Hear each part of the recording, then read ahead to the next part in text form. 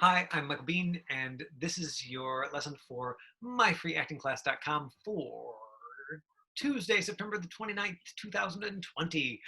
Today we're going over this week's Actors Challenge, and I want to talk a little bit about script analysis and making a character. So that's the approach today. Today we're going to look at a script from something called Breakfast with Scott. And so first we'll read the script. Candy, if you're game, I'll get you to read the character of Nuala. She's the the character is approximately your actual age. She's the executive assistant to this guy who's a sportscaster. Who's and he's through like a series of misadventures ended up I think adopting a preteen boy, like maybe his nephew, something like that. And so the scene is between you and the nephew. Oops, wrong one to start with. Here we go.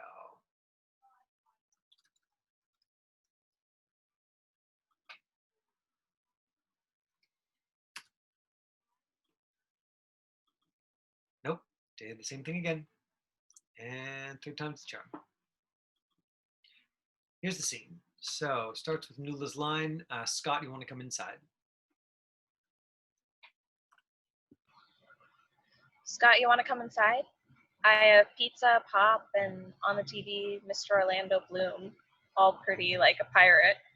Tell me that's not your perfect night. Real Scott still practicing his slap shot. Ed's going to be disappointed if I can't hit the garage. Because you're looking at the ground when you shoot, idiot. Brian's across the street with his weapon of choice, a hockey stick. He makes his way towards Scott. Nuala, call Ed. Well, it's not like I'm going to kill you. I took your advice. Told Mrs. Paul I was sorry for being stupid. Now she's giving me D- and some best. I'm not even trying. Congratulations. Yes, aim high. You're not hitting the ball because you're trying to smash it. You gotta flick it first. Brian demonstrates for Scott. You can just stick behind the tennis ball and nicely. Now you try. Scott doesn't move. Try. Scott does, and to my feet, he sends the ball to the garage. See? Scott. Oh, wait. Then back at Ryan. I think I want to stay out a little longer. I wanted to be a reporter, to be in the middle of high drama. Instead, I'm being ditched by my boss's boyfriend's brother's nephew. Good. And just look at this ellipsis. So the comedy writer has given you this pause for a reason. Also, there's the echo of want here and want here. So he's like, here's what I want. And you're like, yeah, here's what I wanted. Let's try it again. I think I want to stay out a little longer. I wanted to be a reporter, to be in the middle of high drama. Instead, I'm ditched by my boss's boyfriend's brother's nephew. Ryan leers at Nuala. You're cute. You're 12. I'm going inside. And that's the whole scene. Right? So again, we've got two really different, clear relationships, except that this time it's relationships with two different young people. You've got that opportunity to play with both sides of the camera. Clear relationship on this side, clear relationship on this side. Anybody who's looking at the scene at home. One of the things that I talk about story lessons is go on to IMDb and check it out. So let's go on IMDb. Today, actually, did a little bit of the homework here. And again, and just in YouTube for the background noise. There we go. So we go on to IMDb, Breakfast with Scott. The hockey career of former Toronto Maple Leaf Eric McNally, who's known as a tough enforcer, came to an end with a shoulder injury. He's now a sportscaster. Except to his assistant, Nuala, what he hasn't told his work colleagues is that he's gay, he's in a long-term relationship, sports lawyer, ex-hockey player, life turned upside down when they take temporary custody of Scott. Mother passed away from a drug overdose, TV drama. And so this breakdown or that write-up would be available to you. But if you were auditioning for the show, the rest of the details would not. So you would not be able to sort of simply watch a trailer. You would be able to go, oh, Tom Cavanaugh is in it, and go look at Tom Cavanaugh. But you would not be able to see footage and get a sense of the style. So typically what I say is look up the director. If you did, Lori Lind, Breakfast with Scott, what you would see is that the main thing that he has listed first is 23 episodes of ghostly encounters. So you'd look at that and go, reinforced by chilling reenactments and archival photography, the series details the stories of people's encounter with the supernatural as told by those who witnessed it. Probably not a good benchmark for what Breakfast with Scott is going to look like. Okay, so we go back here. We look at the writer, Michael Downing. Okay, looks like he's a novelist. So that's my guess, is because he's based on the novel by, and because he's just got the one credit here on IMDb. Okay, and then we look at Sean Raycraft, who wrote the script for TV. So Breakfast with Scott, written by, best years, and slings and arrows. Now this is probably going to be as close as we can get. So we look at best years, teen drama that chronicles the life of Samantha Best and her friends in Boston, Massachusetts. Now this is likely to be as close as we can get to having just like a glimpse of this. Ever since I was a kid, my plan was to go to Charles University. I knew who I was, where I was going, what I was going to do when I got there. And so it's like, okay, if we want a glimpse of the style, sort of that's as close as we can get. So if we look at our story questions quickly, story, comedy, drama, and music is the style. That's listed on IMDb. I don't know what music has to do with the script, but that's how IMDb lists it. I don't make the descriptions. I just take advantage of them when I can. Let me adjust this so that I'm not quite so glowing. There we are. Writer story, closeted sportscaster adopts a preteen boy. His assistant gets roped into helping out. If you're Nuala, then you've got to decide what your story is. Right, so we've got the clues in the script of her line is, I wanted to be a reporter to be in the middle of high drama. So ambitious,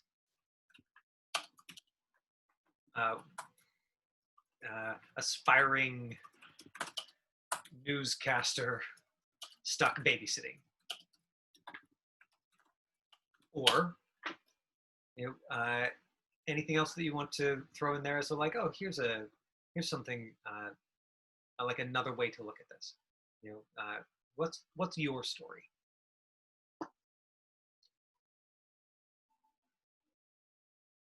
Right, so another thing to think about. Witty, trying my best. Yeah, there we go. Okay, adventurous, and trying her best.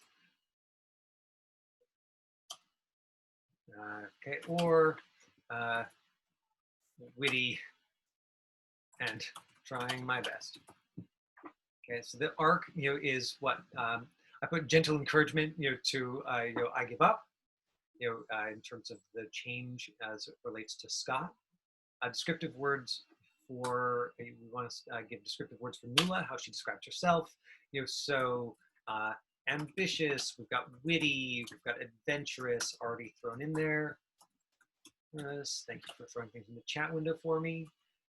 Scott and Ryan, and then we would want something that explained what's happening in the script. So kind or helpful or supportive, something like that, because she is genuinely doing her best to be supportive of Scott. Then Scott, is, we'd want a couple of words to describe him. We go back and look at the script, she's like, trying to lure him into watching Orlando Bloom, and so he's if he's not athletic, what is it? So he's sensitive. He's weird. He's smart. He's et cetera, et cetera. And then Ryan.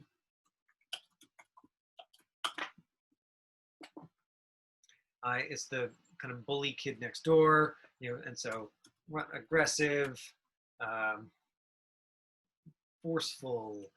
We've got this moment of both Nuala and Scott sort of being worried about Ryan coming up, and so uh, large, right? Like, so we could make him like a hulking 12-year-old, right? We could they describe him in whatever way helped it make sense, the script. Script relationship, my boss's kid and the neighbor bully kid. Personalization, was your personal life. Great, Ryan's, right, so maybe he's funny. Maybe this is the funny one. And this is a weird one. My boss's kid and neighbor bully kid. What do I want? So if you are playing Nuala, what do you want? Right, I would say that you've been assigned to look after Scott by your boss, and so that's a piece of context for helping understand the story.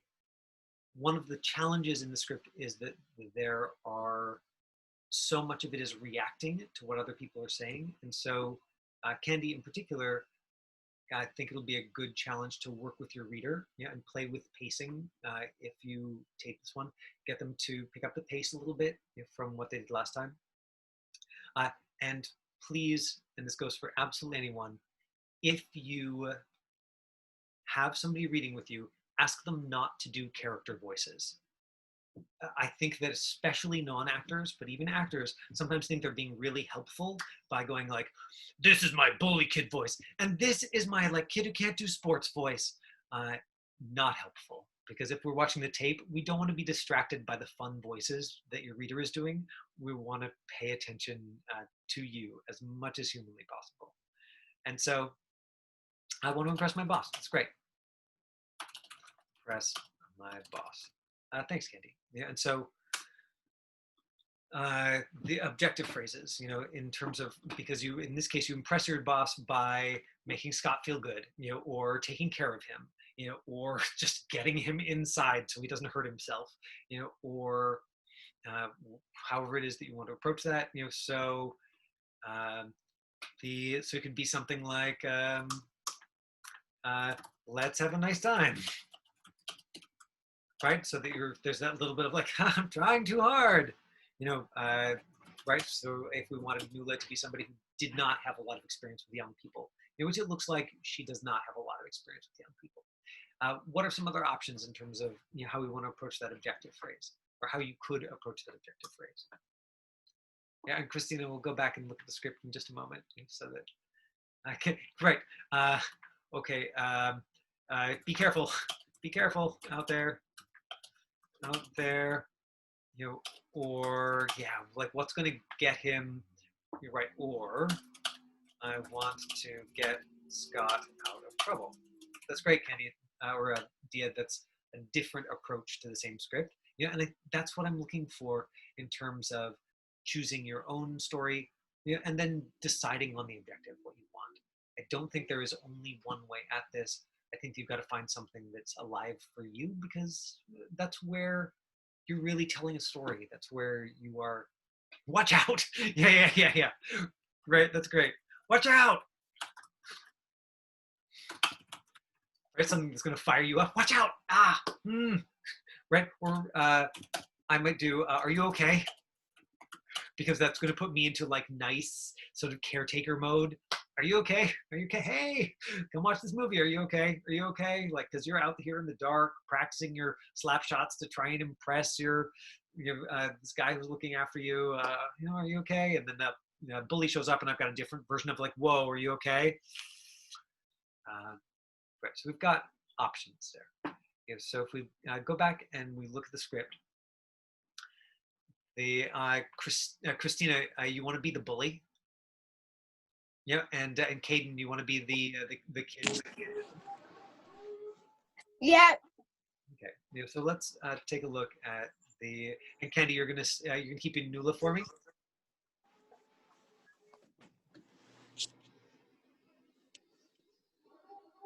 So, standing on the front porch, Nuala hugs herself to Candy. You are playing Nuala. then one of the things that you really need to think about, right? And Christina, if you wanted to, you could take Nula. I know that the characters are Okay. Sorry. based on this scene. There's no reason in this scene you can't be your age. Like Nula could easily been tasked with babysitting this guy. Uh, the If you were playing Nula, the decision to make is how do you show the character, right? And so those adjectives, were ambitious, witty, adventurous, helpful, supportive. Uh, how do you show that in the first 15 seconds? Knowing that Mm, a producer or director may not watch more than the first 15, 20 seconds. They're going to watch and they're going to be like, can we see it okay? Can we hear it okay? Is their voice louder than the readers? And are we seeing something about the character right off the top? That's the thing about self-tapes. Potentially there are more chances to audition, which is great for everybody. However, there is no incentive for the director and producer to continue watching if they're seeing 50 of these or 100 of these.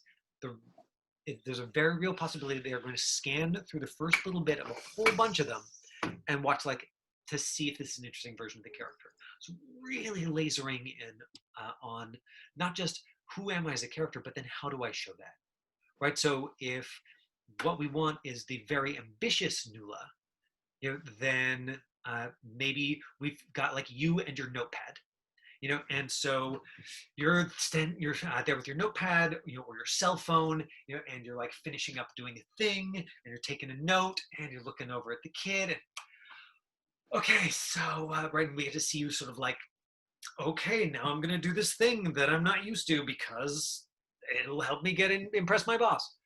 And we get to see that moment. And even if it's only 5 or 10 seconds, that's that first 5 or 10 seconds that shows us you understand the story, you understand the character, you've made specific choices about it, and you're bringing something of your own to it. Which I think is really okay. fun. Now, Who's Nula? if you're playing Scott, Okay, I'm playing Scott. Okay. right? So Caden's playing Scott, and Christina, you're going to be Ryan. If you're playing Scott, then while Nula says this whole first line, like you're recording Scott, then you got Scott still practicing his slap shot. So the thing to do in the scene would be to hold the hockey stick a little bit lower because we want to. And if you want to like get a broom or something, that's fine. Like if I was recording this, I would just get some kind of stick and actually hold it in my hands because then I don't have to mime. And then just touching a real thing is often super grounding for me. And so what we would want to see if you were recording Scott, and if you decide to do that, Caden, is how important it is to you that you to get this shot right, and how that you are have feelings about it. They have a strong opinion about it. That it's frustrating, it's difficult, you're struggling with it because Ryan comes in and gives you a piece of advice here. And so Caden, why don't you jump in with with Scott's first line here? It's going to be disappointed if you can't hit the garbage. The garage. If I can't hit The the garage. It's because you're looking at the ground where you shoot, idiot. Ryan's across the street with his weapon of choice. Not Nula. Nula. Call Ed. Shut up. It's not like I'm going to kill you. I took your advice. I told Mrs. Paul I'm sorry for being stupid. Now she's giving me D- instead of Fs. And I'm not trying. And I'm not even trying. Because there's 3 exclamation points here, and we've got this word is italicized.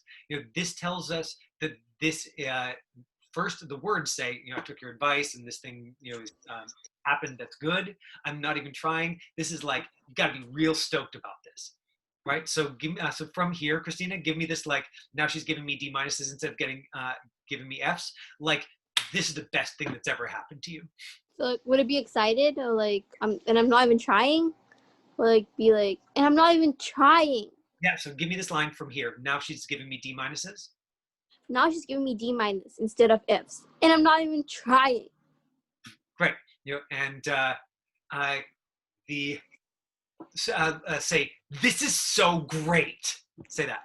This is so great. Now say both of these lines like you said that and build it up towards the end. Go. Great. This is so great. And Now she's giving now she's giving me D minuses instead of Fs, and I'm not even trying.